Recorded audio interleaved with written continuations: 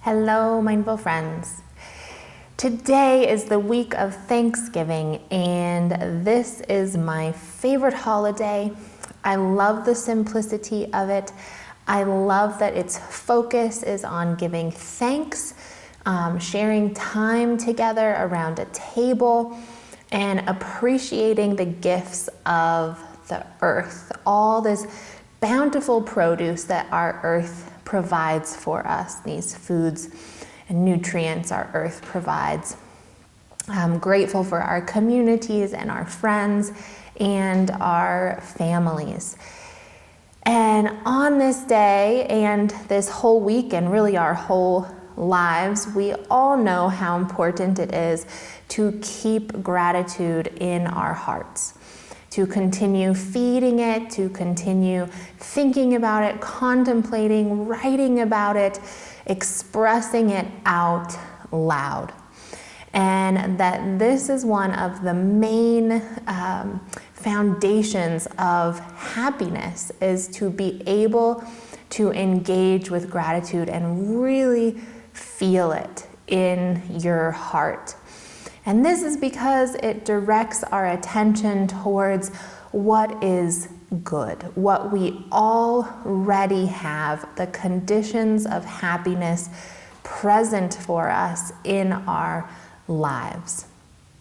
Rather than always looking at what is not there or what is difficult or the problems, gratitude is us spending time recognizing what we do have.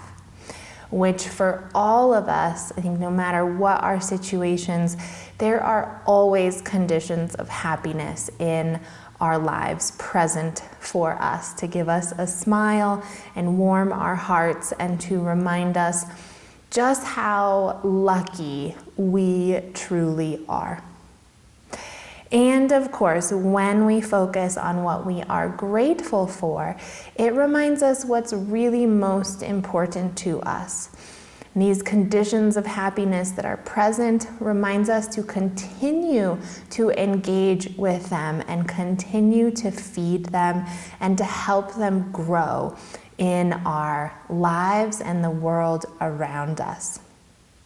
Right? Things don't grow unless we put energy towards them, and remembering their presence, sending them gratitude is a process, part of that process of giving them the energy that they need to continue to grow in our lives.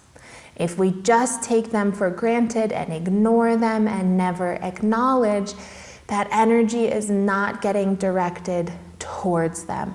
And so they're not getting as much food and fuel to continue growing for us and to get larger and even more plentiful and abundant. These last few weeks and this whole month, the largest gratitude in my heart has been for diversity and difference in thought, difference in lifestyles, just the abundant uniqueness within our world and each individual and each community. I've been teaching a class on how to communicate through difference, and building this ability then helps us to be able to feed the gratitude and appreciation for this difference in our world, in our communities, in our families. When we can't communicate through difference, then it's that same thing I was saying about energy getting cut off and not being able to feed the good within it, not allowing us to explore the abundant amount of gifts within that difference.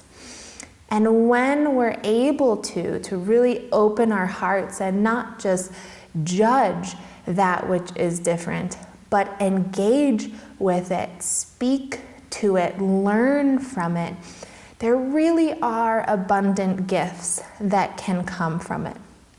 We learn more about ourselves as we kind of question our own beliefs and lifestyles. We can adopt new cool practices or foods or habits or activities that we didn't think of before. We can look at situations or experiences from a new angle and be able to see them in greater depth. And of course, we can see how the way our world functions, that we need that uniqueness to fill out each little place within this system, all the different roles that we all have.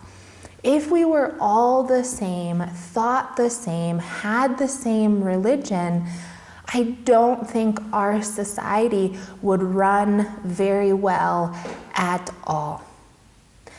That difference is what allows each little piece and part of our society and our world as a whole to continue functioning.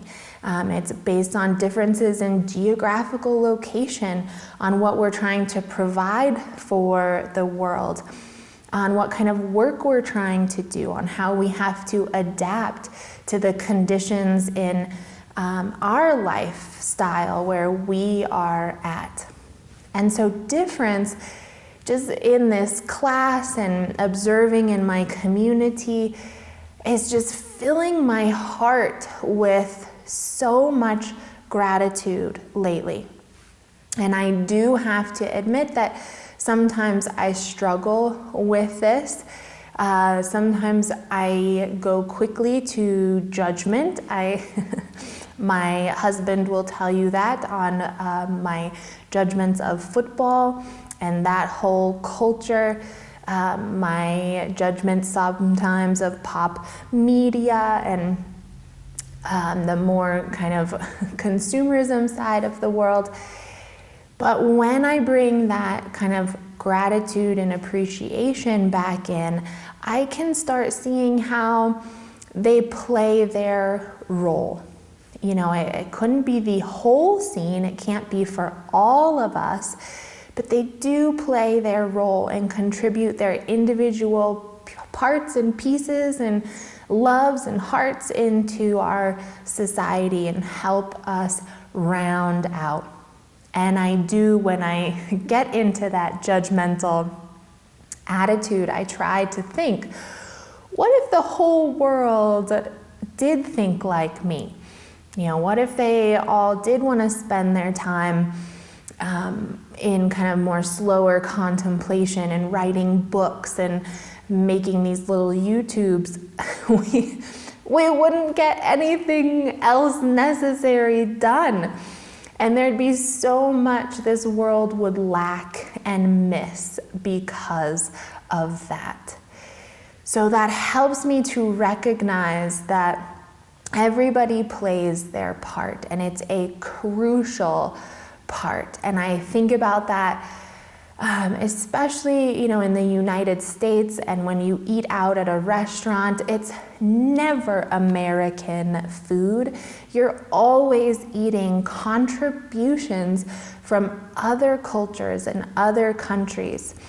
And you're eating, you know, in that, and the things that you get to experience from that are because they grew up in a totally different environment, eating different produce that came from their earth, and also from their cultures, from their religions. If they thought just like you wouldn't get to receive these gifts of their cultures and experience the delight in some of them. So I encourage us this season to find what what is really present on your heart for your gratitude, what you've been really thinking about And then also maybe spend a little time contemplating this gratitude for difference, and how instead of being afraid of it or cutting off from it, recognize how crucial it is. Whatever the difference is, we can't all be in the same mindset for a country to run. And we were in our book club and talking about how one of the main values of this guy writing the book was that men were really strong. Go be strong, find your strength. And some of us critiqued that and said, well, not every man needs that, right? We need a balance. But yet we can also at the same time be grateful for the men who are strong. I think about that of the workers that came and did the siding on my house, and they're out there in the cold. And the whole time I was so grateful that they had that kind of strongness of heart and body to sustain those conditions, to be out there in those conditions. And so no, not every man has to be strong. But instead of critiquing, be grateful that some are. And then also be grateful that some find a different balance and are a little more on the softer side and caretaking side, because there is a place for all of that. And so appreciating that balance.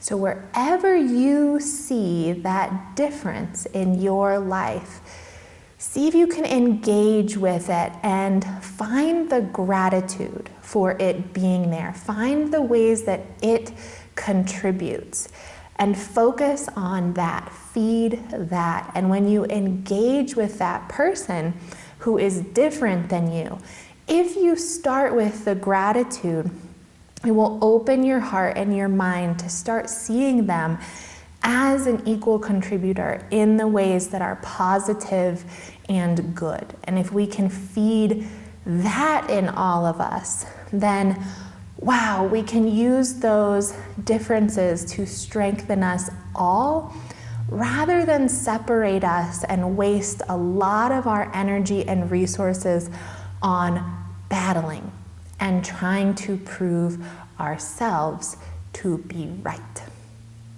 So happy Thanksgiving, everyone. Enjoy your holiday and your foods.